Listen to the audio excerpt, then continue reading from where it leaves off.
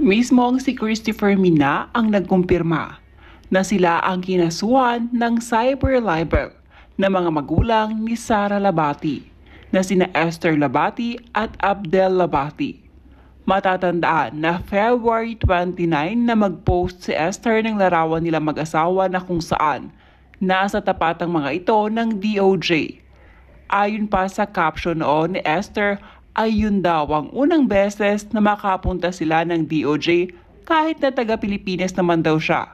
Sa vlog nga ay namin na ni Christina silang tatlo at ang mga co-host nito ang sinampahan ng kaso na mag-asawang Labati. Sara Labati, sa pinakamahabang panahon po mula nung lumabas yung balita ng paghihiwalay ni na Richard Gutierrez at Sara Labati, walang sino man sa kanilang dalawa na kumukumpirma sa kwento. Ang tagal. Correct. Hanggang sa isang araw ay nagsalita si Sara na I am Single. I am single. Sabi niya. I am single. Sa palagay mo, bakit mula sa walang kibo nilang sitwasyon ni Richard ay nagsabi na si Sara ng I am single? Oo nga, di ba? Parang biglang-bigla naman yung pagsabi na Parang sabik na sabik. Oo, tapos parang wala naman silang ibig sabihin yung ano ba sa korte, di ba? Parang Wala pa. wala, di ba? Bakit magsasalita na siyang I'm single? Yun yung Oo. punto. Ang tanong naman po ng napakarami, si Richard Gutierrez hindi po nagsasalita. Pero naghihiraman sila. Co-parenting sila Yeah, sa yun kanilang naman ang dalawang maganda. anak. Pero si Sara ang naunang nagsabi na I I am am single. Oo. Hindi pa po kasi sinasampa ng sino man sa kanilang dalawa ang pagpapawalang visa sa kanilang kasal, yung annulment. Wala pa po yun. Kaya kumbaga sa kanilang dalawa, walang may karapatan na magsabing I am single. Kasi Ayaw, silang naman. nakatali. Kasal pa sila, nakatali pa. Ngayon, ang dami-dami po talagang nagtatanong kasi naglabas po ng retrato sa kanyang IG si Mami ni Sara. Si Diba? Aling Esther. Na nagpunta sila sa DOJ Oo. ni Mang Abner. Diba? So, ang dami-dami ko nabasa na, bakit kaya sinampahan na kaya nila ng kaso si Richard Gutierrez? Oo. Sino kaya ang Oo. kanilang magpapaanal na kaya? Oo. Dahil ang sabi ni Aling Esther dun sa ngayon pa lang ko palang mailalabas itong picture na ito. Kuha nila yon sa DOJ. Oo. Diba? Matagal So, na kayo. nagsasalimbayan yung mga kwentuhan na, nako, ano kaya yung kasong isinampa? Oo, ng maraming mag-asawa? question mark ang Parang mga ganon. nagtatanong.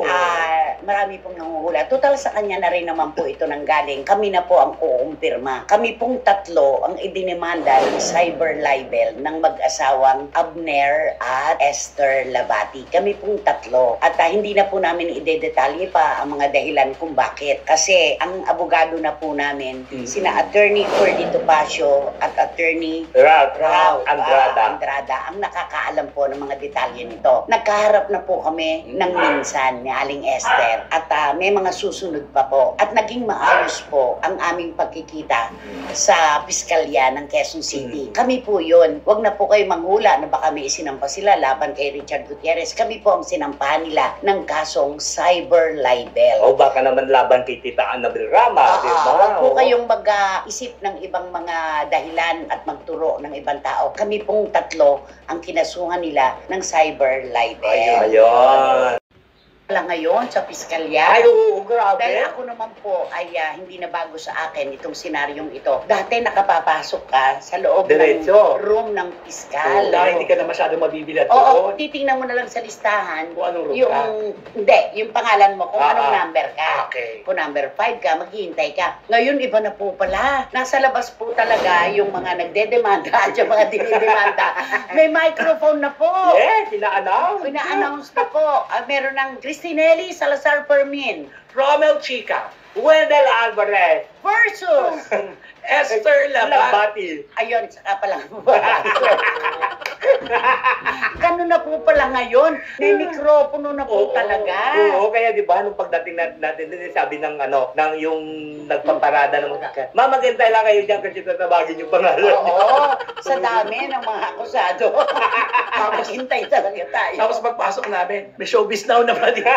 O sabi po ng mga gwardiya, pagpasok namin, showbiz. No. Sabi na, no. Kasi tatlo kami kompleto. At ito po labas ang anuman po na problema sa pagitan namin ng mga labati, kaming tatlo. Yung unang araw po ng pagkikita namin ni Aling Esther Labati, nagtaka pa nga po kami kung bakit kami na po ang magsusumite ng aming affidavit do sa piskal. May isang babae po na nakaupo na may tungkod. Diba? Hindi po namin akalain na siya po pala ang dakilang ina ni Sara Labati. Ako rin. Hindi ko talaga alam. Nung nagtatanong na po ang piskal, o paano sa susunod na hearing, 2 o'clock tayo. Alauna. Oo, 1 tayo. o'clock. Sabi ni Attorney Topacio, piskal po pwede po kaya, kung pwede lang naman, baka ho po pwedeng mga 2 o'clock na. Kasi po, sabi ko, piskal, may show po kami ni Romel Chica ng 1 to 2 ang Christopher Minute. Nalaman ko lang na si Aling Esther yun, nung sabi ng piskal, Ma'am, what do you say to that? Siya pala si Aling Esther. At ang sabi po niya, opo, I am willing to adjust. Wala naman po akong ginagawa. Napakabait. Marespeto. Tapos nung sabihin ko, ay piskal, sorry po. Nako, Hindi pala 2 po o'clock. pala 2 o'clock kasi bibiyahe pa po kami papunta rito. Sana po mga 2:30. Tapos gumanon ulit yung piskal kay Aling Esther. Sabi niya, sige lang po, maghihintay ako. Nakakaano, di ba? Nakakatunaw.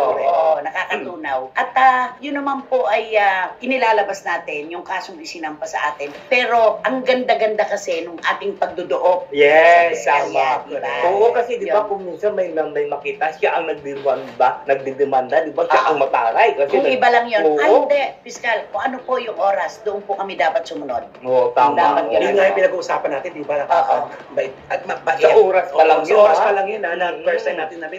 Kasi nga yung sinabi, kung ako yung nagdidemand, ay, no, kaya mo ka Oo, mag-usay. yaan mo sila. Pero siya hindi.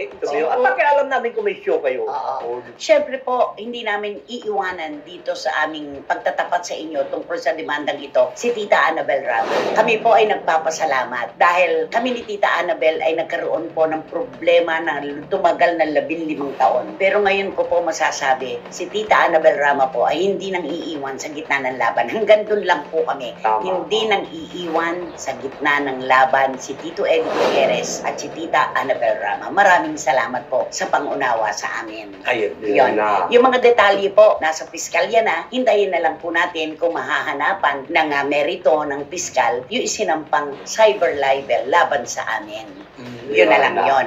Okay. Kaya hindi na kayo magtatanong, ha? Huwag na po kayo magtanong kung sino yung sinampahan nila. Kaming tatlo po yun. Para hindi na po magulo ang kwento. Oo. At hindi po namin ipinagmamalaki. Ang kaso po, maliit o malaki, kaso pa rin. Abalang malaki pa rin. Gastos na malaki pa rin. Pero, nagpapakatotoo po kami. Kami po yung sinampahan ng cyber libel. Yon. At idudugtong ko lang, yung, di ba, si Sara kaya talaga yung nag-post na, bakit ngayon pa sila maghahabol sa 2 bata? Eh, hindi ba, pa-DNA pa nga nila? Oo nga.